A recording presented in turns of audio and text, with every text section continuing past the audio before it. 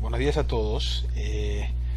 Terminamos la primera parte de este seminario, que es toda la parte de estrategia de negocios, y ahora entramos en la segunda parte, que es un poco ver cuáles son las consecuencias de esas estrategias en la comunidad. Voy a empezar mostrándole un pequeño resumen de ética de los negocios. Este tema se va a ampliar, lo va a ampliar después Carlos Hebel, y va a hablar con mucho más profundidad de este tema. Yo simplemente voy a hacer una pequeña introducción muy breve. Y la idea básicamente es, como muestra esta foto que tienen acá arriba, mostrándole como que en el fondo todo lo que es ética son toda una serie de planteos que van en diferentes direcciones y que no es fácil saber exactamente qué es lo que uno debe hacer. O sea, el objetivo no es confundirlos de ninguna manera, el objetivo es darles herramientas que son muy interesantes y muy útiles, pero darse cuenta que esas herramientas a veces no ayudan a saber exactamente qué es lo que uno debe hacer. Entonces nos van a venir bien esas herramientas para tomar decisiones, pero también nos van a llevar a un cierto nivel de confusión. Entonces voy a aprovechar un ejemplo, y el mismo ejemplo les va a ayudar a darse cuenta de, a pesar de que es un ejemplo muy simple, no es complejo, sin embargo, hasta qué punto, qué difícil que responder. Por ejemplo, ¿es ético pagar un soborno? Entonces, obviamente la respuesta es no. Sin embargo, si yo no lo hago, mi empresa perderá un contrato y tendré que despedir a personal con el consiguiente impacto social. Y ahí es donde uno se lo pregunta, bueno, entonces ¿qué hago? ¿Cierro la empresa? ¿Echo al personal? Si todo el mundo paga soborno, si yo no lo hago, evidentemente mi empresa se queda fuera de mercado. Es una realidad que vive la gente a diario. Aún peor, si nunca pago sobornos, mi empresa puede estar condenada a la extinción, con lo cual dejaré de dar un servicio a la comunidad y mis empleados pueden quedar sin trabajo. Entonces, como ven, eso es un planteo muy realista que uno vive a diario, y ejemplos como estos hay cientos, donde es difícil dar una respuesta. Hay varios marcos de razonamiento, y vamos a ir recorriéndolos para ir viendo cada uno cómo es interesante conocerlo, pues da mucha sabiduría personal conocer estos modelos. Eso no quiere decir que eso facilite la toma de decisiones, porque como los modelos llevan a conclusiones diferentes, entonces uno al final no sabe exactamente qué hacer.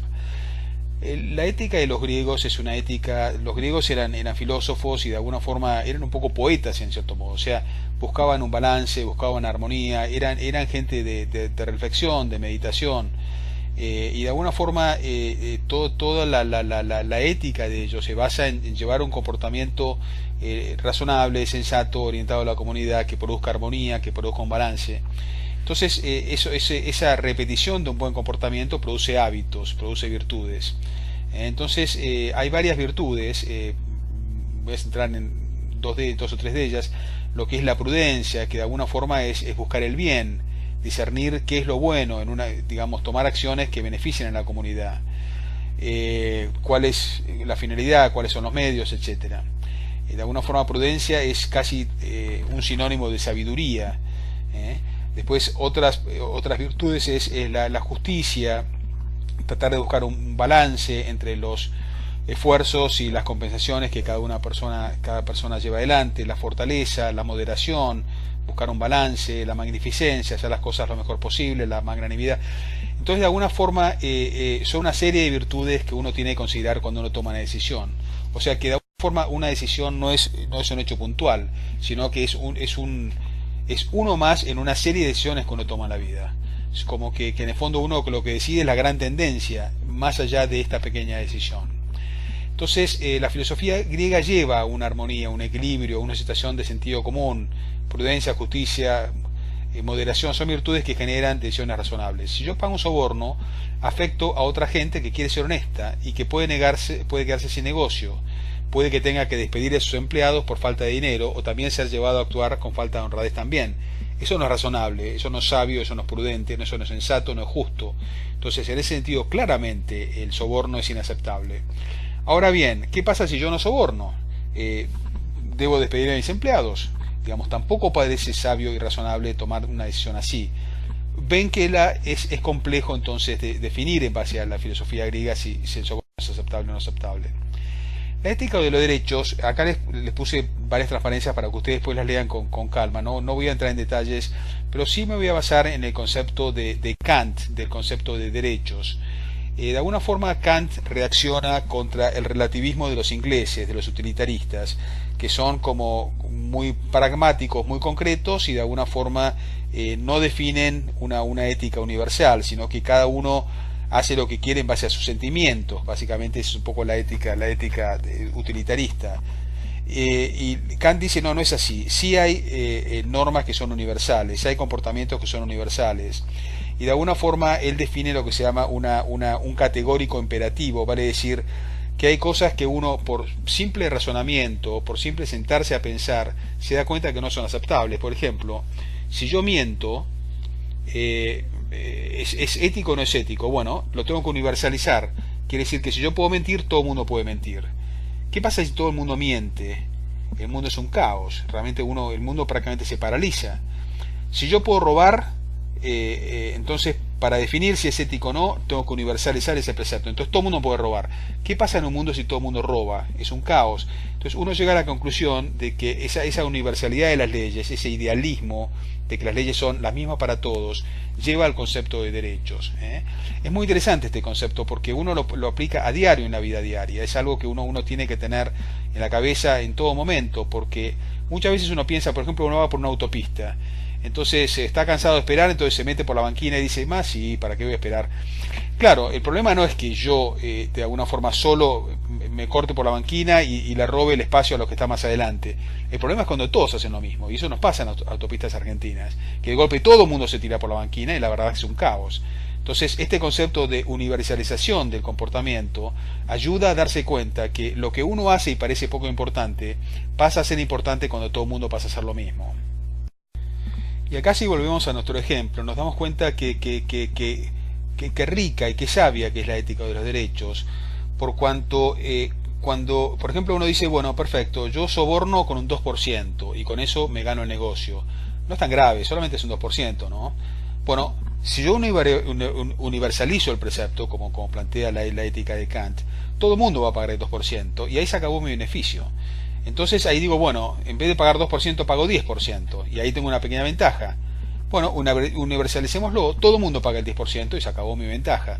Ahí uno se da cuenta de la falta de sabiduría que lleva esto, porque entonces lleva a una escalada de corrupción, donde al final la corrupción se produce a todo nivel, y ya no es un 2% de coima, ya es un 50% de coima. O sea, de alguna forma eso muestra la sabiduría de la ética de los derechos. En el caso de los sobornos, obviamente la ética de los derechos va a decir no es aceptable, porque transforma el mundo en una mafia. De alguna forma eso uno lo estudia en teoría de juegos, el maquiavelismo, por ejemplo. Maquiavelo decía, bueno, de alguna forma el príncipe tiene que ser sabio y tomar ventaja de los demás. Claro, perfecto, mientras todos los demás duerman, vale ese precepto. Cuando todos los demás se despiertan y reaccionan de igual forma y todos los príncipes empiezan a tomar ventaja de los demás, el mundo se transforma en una guerra. Y de alguna forma el maquiavelismo termina en las guerras mundiales, donde a partir de ahí la gente dice no, uno no puede manejar en forma maquiavélica, uno tiene que manejarse en forma civilizada y coordinada, justamente a partir de los derechos, toda la ética de los derechos que plantea Kant. O sea, todos los principios de los derechos humanos que se planteó en las Naciones Unidas, justamente para volver al balance después de las guerras mundiales, es el fin del maquiavelismo y es a partir de ahora entra la ética de Kant. Y eso lo ven exactamente en este ejemplo de los sobornos. Ahora bien, la pregunta es, y acá uno entra en una situación muy compleja, está bien, yo no pago mi soborno, pero todos los demás lo están pagando, yo soy el único que no paga soborno, y eso significa que tengo que cerrar mi negocio. Eso no parece realista, y van a ver después cómo la ética de los derechos de Kant es idealista, cómo se riñe con lo que es el realismo. Es un tema muy interesante y lo vamos a discutir después. La ética de la justicia tiene mucho en común con la ética de los derechos, en el fondo. De alguna forma la justicia es como en la sociedad lo que son los premios y los castigos, si ustedes quieren, el esfuerzo y los resultados, de alguna forma tienen que ser compensados de una forma equivalente. Y como principio es muy claro y de alguna forma no debería llevar a mayores dudas. De alguna forma el problema es cuando uno empieza a ver, bueno, pero ¿cómo se aplica este principio? Yo estoy yendo rápido, pues prefiero que lo lean por su cuenta. Tener mucho puede ser muy largo. Y a partir de ahí surgen varias respuestas, y las respuestas llevan a situaciones completamente donde uno muestra los agujeros que tiene la justicia de alguna forma como principio. Por ejemplo, Una forma de respuesta es la justicia capitalista, que de alguna forma el beneficio de la gente tiene que ser proporcional a cuánto esa persona ha contribuido. Es la base de los salarios en los países individualistas, en los países donde rige la ética capitalista. Sin embargo, tiene sus limitaciones. ¿Qué es lo que mido? ¿El esfuerzo o la calidad del trabajo de alguna forma? Si una persona no tiene la misma capacidad, entonces no lo compenso solamente al más capaz. En fin, eso genera toda una serie de situaciones. Por ejemplo, los futbolistas que ganan fortunas, cuando en el fondo decís, bueno, en el fondo no es que hagan demasiado beneficio a la humanidad, un médico hace mucho más beneficio, porque un futbolista gana mucho más que un médico, etcétera, etcétera. O sea, muestra que la ética capitalista tiene sus falencias. Otro criterio completamente diferente al capitalista es, de alguna forma, a cada uno se le pide de acuerdo a sus capacidades, o sea, el esfuerzo es en función de las capacidades, y a cada uno se lo compensa en función de sus necesidades, que es la ética, de alguna forma, marxista o socialista, es la ética de la familia. Digamos, al hijo que de alguna forma tiene más capacidad, uno le pide más, al hijo que tiene más necesidades, se lo ayuda más, se lo compensa más. Sin embargo, ustedes bien saben que en el mundo, de alguna forma de los negocios, este criterio no funciona, porque de alguna forma deja de incentivar a la gente para que se esfuerce. Entonces todos de alguna forma van a tratar de tener más necesidades para recibir más y colaborar menos de alguna forma. Como ven, es una ética muy cuestionable. Volviendo a nuestro ejemplo del soborno, de alguna forma la ética de la justicia claramente va a desaprobar el soborno, porque de alguna forma está compensando a las empresas sobornadoras, aunque no hagan más esfuerzo, lo único que hacen es generan un soborno, o sea, pagan un extraprecio. No es justo, porque las empresas hay que compensar en base al trabajo que uno hace o al producto que uno ofrece o al resultado que uno está poniendo de alguna forma sobre la mesa, y no en base al soborno. O sea que claramente es una situación de injusticia. Sin embargo, uno puede empezar a pensar, bueno, pero ¿cuál es la justicia de dejar a los empleados de la empresa no sobornadora sin trabajo? Y a uno dice, bueno, está bien, es cierto, eso no es justo tampoco. Entonces ya ven qué complejo que es la aplicación de la norma. La ética utilitarista es la ética que surge del empirismo inglés, en contraposición a las dos éticas que vimos recién, de la justicia y de los derechos, que proviene del idealismo alemán. La ética utilitarista es más pragmática, es más concreta, vale decir, cada persona se mueve por sus propios intereses, tratando de maximizar su placer y minimizar su dolor. Y de alguna forma este egoísmo personal, la suma de los egoísmos, si uno lo puede aplicar en forma sabia en toda la economía, produce la máxima motivación, el máximo, ¿cómo se dice?, el máximo resultado económico. O sea que de alguna forma la ética utilitarista lo que busca es definir si una acción es ética o no es ética, y se define en base a la utilidad, en base a la satisfacción, en base al placer que producen.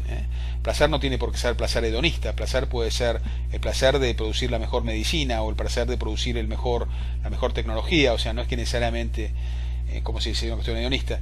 Entonces, básicamente el utilitarismo mide utilidades, y esas utilidades se reflejan en las curvas de oferta y demanda, de alguna forma en las curvas de utilidades que terminan produciendo la curva de demanda, y de alguna forma la curva de oferta es, como se dice, lo que compensa al uso de los recursos. O sea, la utilitarista es la columna vertebral de toda la economía moderna.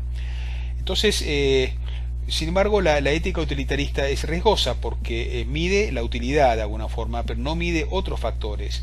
Por ejemplo, si tengo un negocio de pornografía o de drogas o de lo que fuere, sexo, bueno, fenómeno, produce mayor economía. ¿Cuál es el resultado que produce en la gente? La destrucción de la familia, etcétera, etcétera.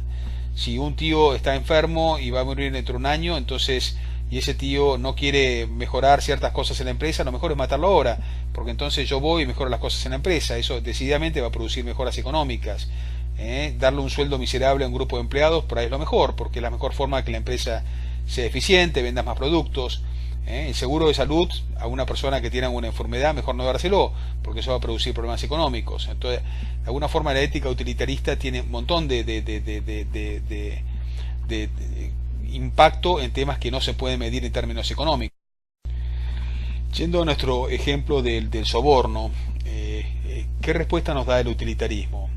El utilitarismo no da ninguna respuesta, en el sentido que la respuesta sería si lo que uno busca maximizar es la utilidad o el resultado económico, lo que fuere.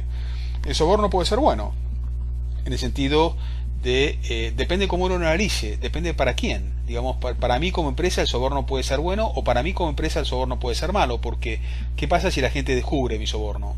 O la gente descubre mi mala acción. Entonces el mercado me puede castigar, los inversores no invierten más, los consumidores no me compran más, se afecta mi reputación. Entonces de alguna forma tiene un beneficio, un perjuicio económico muy grave, pero si nadie se entera, tal vez tiene beneficio.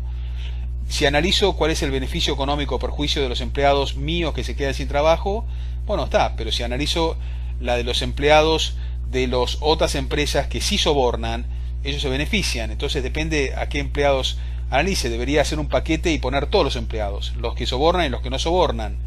Entonces, bueno, ¿qué pasa con los que no sobornan? Se quedan en la calle, digamos, se mueren de hambre. Es muy tremendamente relativista el utilitarismo. Eso es de alguna forma la fragilidad que tiene como sistema. Es que te da pie a cualquier tipo de análisis, a cualquier tipo de respuesta. De alguna forma, si quieren, la conclusión de todo este ejercicio no es para clarificar ideas, sino para mostrar una serie de modelos que cada uno tiene sus fortalezas. El utilitarismo también lo tiene. O sea, analizar las cosas desde el punto de vista económico decididamente es interesante como modelo. No es que uno lo critique. Él critica el relativismo al cual lleva, pero no critica de alguna forma el análisis de las consecuencias. Hay que analizar las consecuencias. De alguna forma el utilitarismo es mejor que la ética de los derechos y la justicia, en el sentido que considera cuáles son las consecuencias. La ética de los derechos y la justicia no la considera. Dice, esto es así, porque es un ideal y hay que cumplir con el ideal. Y a veces la realidad es mucho más importante que el ideal. Entonces el utilitarismo en ese sentido es más fuerte que la ética de los derechos de la justicia. El tema entonces es cuál es el criterio que uno toma, y en cada circunstancia cuál es la respuesta que uno, o el modelo que uno vaya a aplicar. Pero decididamente es interesante conocer los modelos y uno los aplica constantemente. Cuando uno los aprende, prácticamente todo el día está tomando decisiones en base a estos modelos.